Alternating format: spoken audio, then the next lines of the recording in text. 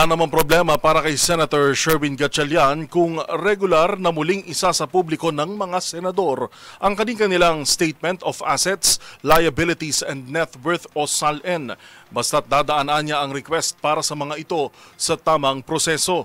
Magbabalita si Raymond Dadpaas. Naniniwala si Senador Sherwin Gatchalian na maging tuloy-tuloy na ang paglalabas ng Statement of Assets, Liabilities and Net Worth o SALN ng mga senador. Ito'y matapos ilabas ng 21 senador ang kanilang SALN. Ayon kay Gatchalian, wala siyang nakikitang problema sa paglalabas ng SALN basta lehitimo ang individual, opisina o grupo na nanghihingi lalo na sa mga kasapi ng media.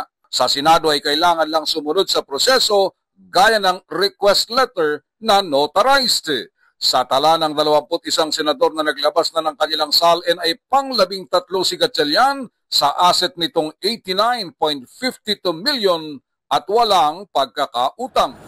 I think historically naman pag humihingi ang members of the media at legitimate yung paggagamitin, hindi naman nagiging problema yung pag-release ng SALN.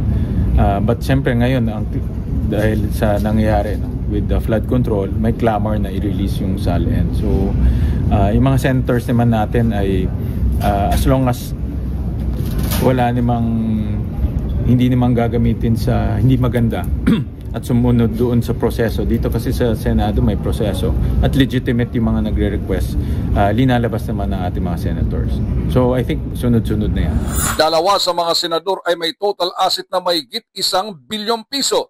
Ito ay sina Senador Mark Villar na may asset na 1.2 billion habang si Senador Raffy Tulfo ay 1.059 billion. Pangatlo si Senador Erwin Tulfo na may asset na 497 million. Pang-apat si Senador Juan Miguel Mig Zubiri na mahigit 431 million. At pang-lima si Senador Camille Villar na mahigit 362 million. Ang pinakamahirap sa 21 senador na naglabas na ng kanilang SALN ay si dating Senate President Francis Chis Escudero na 18.8 million.